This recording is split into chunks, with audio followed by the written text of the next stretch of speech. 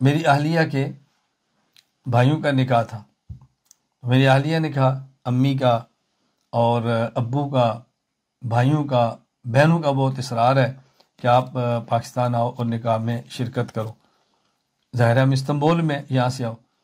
تو میں نے کہا دیکھو جانے میں کوئی حرج نہیں، آپ چلی جاؤ، بچوں کے ساتھ جاؤ، میں منع نہیں کرتا، لیکن ایک بات سمجھو کہ آپ معلمہ ہیں. کل کو اگر کوئی بچی ہندوستان کی ہو اور خلیجی کسی ملک میں رہتی ہو، کسی اور ملک میں رہتی ہو، پاکستان کی ہو کسی اور ملک میں رہتی ہو، اور وہ آپ سے کہے کہ باجی میری بھائی کی شادی ہے تو میں جانا چاہتی ہوں، تو میرے پاس پیسے نہیں ہیں، تو کچھ آپ میرے ساتھ تعاون کر دیں یا کسی کو کہہ دیں، تو آپ ان کو کیا کہو گی؟ اگر آپ خود نہیں گئی تو آپ کہہ سکتی ہو بیٹی میرے بھائی کی شادی تھی میں نہیں گئی، تو بھائی کی شادی میں جانا کوئی ضروری تو نہیں ہے، آپ کیوں پریشان ہیں؟ تو آپ یہ بات کہہ سکتی ہو نا. اور اگر آپ خود چلی گئی تو آپ اس کو کیسے سمجھاؤ گی؟ اگر آپ اس کو سمجھانا چاہو گی تو انہوں نے کہنا باجی آپ پاس پیسے تھے آپ تو چلے گی، اب میرے پاس نہیں پیسے تو میں بہت پریشان ہوں، سمجھانا مشکل ہوگا.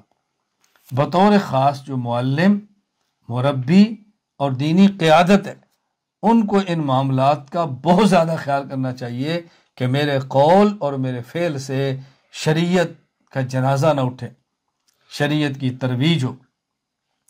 دنیا میں سب سے بڑا خوشی کا موقع اولاد کا نکاح ہوتا ہے، اور دنیا میں سب سے بڑا غم کا موقع اولاد کا جنازہ ہوتا ہے.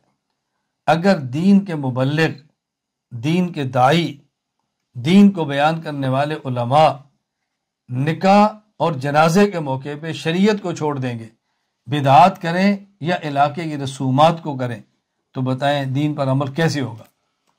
یہی خوشی اور غم کا موقع ہوتا ہے کہ جہاں انسان نے اپنے پاؤں پہ کھڑا ہونا ہوتا ہے.